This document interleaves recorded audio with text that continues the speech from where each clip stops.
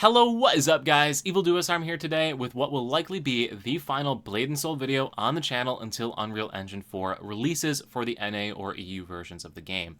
And quickly before we get any further in this video, this is not meant to be a bashing video, this isn't meant to be OMG stop playing Blade & Soul in 2020, worst game ever, OMG OMG.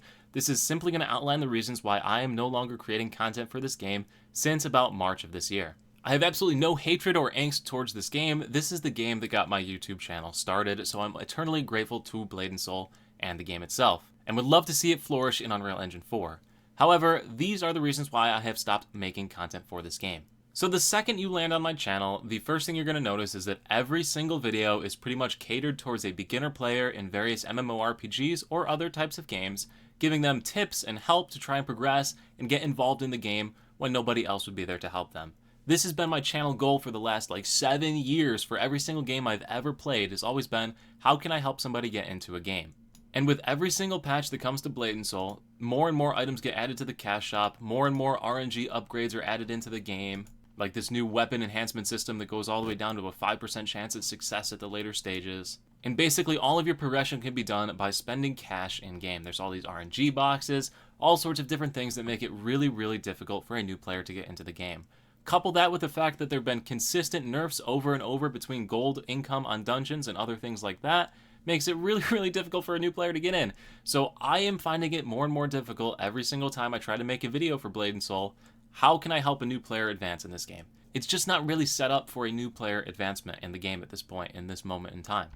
The second big thing is that I've always been holding on for the Unreal Engine 4 release of Blade & Soul. So as you know, Unreal Engine 4 released February-March timeframe of this past year. They put out a whole bunch of videos, a bunch of people were streaming it, and it didn't go so well. There were a lot of people who just rage quit during the live streams, tons of crashing on people's live streams.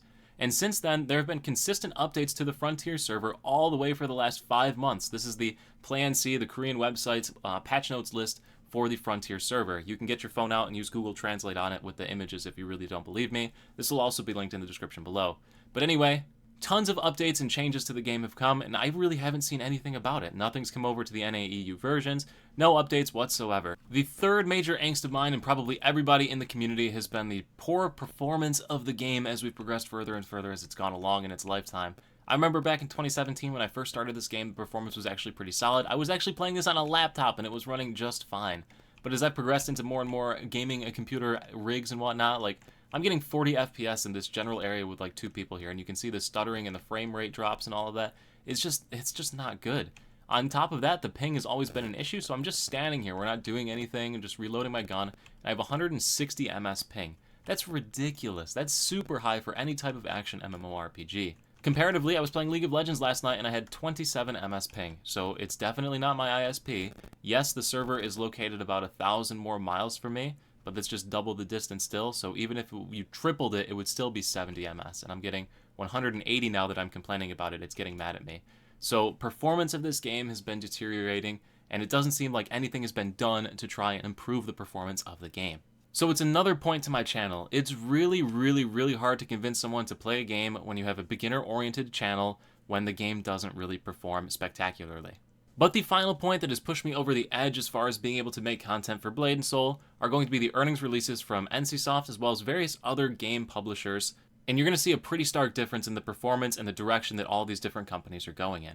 So if we scroll down the first quarter earnings report for 2020 for NCSoft, you're going to see that they actually did really, really good. They actually went up 37% quarter over quarter. They had an amazing quarter first quarter. Their profit was up 71%. This was an amazing quarter for NCSoft.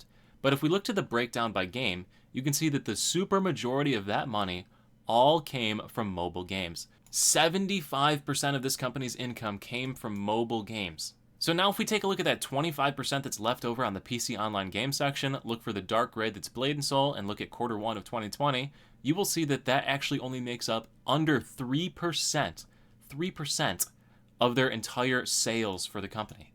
And this gets even worse when we go ahead and look at the breakdown by region. Once again, the NA/EU region only represents 3% of the entire sales for the company. So if you take the fraction of PC Online game sales that represents Blade & Soul and multiply it through by the region total revenue for the NA and EU regions, you're going to get that you come out to about 0.5%. And this isn't a perfectly accurate number, I gotta say, because the mobile game difference is very stark in the NA and EU regions, and the majority of the stuff comes from the PC version.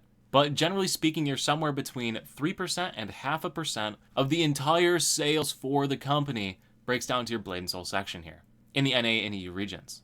So it becomes really, really clear that no matter how much you complain as a community, or how much I complain as a community, or put out videos saying that, hey, this is bad, there's no incentive for the company to go ahead and make any changes whatsoever in the game. It's 0.5%. And with a huge 71% quarter-over-quarter operating profit increase driven by insane mobile game sales and decaying PC online game sales, it seems pretty easy to me as to why they could care less about what happens with the 0.5% NA EU regions. Pump out some cash shop item stuff, try and make some money, and if it dies, it dies. It's such an insignificant drop in the bucket when compared to all of these other things on their finances. Now, if we take a look at the earnings release from Q1 of 2017, 3 years ago, and coincidentally when I started playing Blade & Soul was absolutely loving it, and great content and patches and all sorts of awesome things were coming out, we will see some interesting changes or differences in the finances here. So first of all, Blade & Soul, as a game itself, ends up making just under 20% of the entire company's finances. 20% of the company was Blade & Soul 3 years ago, compared to less than 3% right now. That's absolutely insane in the amount of drop-off that they've gotten, followed by increases in mobile games, of course. If we look at the sales breakdown by region as well, the NA region, NA EU region, made up about 12% of the company's total sales. So from that 3% that it's at right now, it was 12% before this. So you can see there's been a stark drop-off in player base on the NA versions. The Blade & Soul game itself has dropped tremendously in the amount of money that it makes the company, or rather the portion of its portfolio that it is. So once again, it becomes pretty clear as to why there's been a stark drop in the quality of content that's been coming out to the game. And frankly, based on the huge sales increase from mobile games that they've had on their game, it seems pretty clear to me anyway that NCSoft is transitioning to a more mobile game company rather than PC-based games. And how could you blame them? They have amazing statistics off of their mobile games. Now we're going to take a look at a competitor in the MMORPG space, Pearl Abyss, who is most notably known for Black Desert Online. So if we look at the Q1 of 2020 revenue breakdown, the same time frame we're looking at with Blade & Soul and NCSoft over here, you will see some interesting numbers right off the bat. First of all, 90% of the company's revenue is from Black Desert. They are heavily invested in it, and they are making the majority of their money from Black Desert, as opposed to NCSoft and Blade & Soul, where it was only like 3%. 90% of this company is into Black Desert. Then the next big, huge, stark contrast is going to be the revenue by region. The NA and EU regions in Q1 of 2020 netted 42% of the company's total revenue. So not only is Black Desert making them the most money, but the NA and EU regions are a huge chunk of it compared to like the 0.5% for Blade & Soul and NCSoft. So they are very inclined over here at Pearl Abyss to make sure that the NA and EU player bases are happy. So the next bar chart over here is the revenue by platform. Compared to NCSoft, who are making 75% of their money from mobile games, about 54% of the revenue for Pearl Abyss is from the mobile games, the rest of it from a mixture of console and PC. So it's still not a perfect distribution for PC players, but it's a lot better than if you look at the NCSoft portfolio. But Levi, you covered Black Desert and now you're biased and trying to make it look good. Fine, here's World of Warcraft, Activision Blizzard's revenue statements here, alright? So these guys do it a little different, they don't put bar charts out there, and for those of you that know me, you know I absolutely hate this game and are never going to play it ever. So if we go to their monthly users section of their report, under the Blizzard tab for World of Warcraft, you're going to see that they wrote, the second half of 2019, World of Warcraft's active player community doubled. What's the active player community? The little subnotes down here say that it's defined as players who have a monthly or longer subscription term. So people that are paying for this game doubled in the second half of 2019. If we go ahead and take a look at the NC earning reports for the first quarter of 2020, you will see that it dropped by 18% from Q3 to Q4.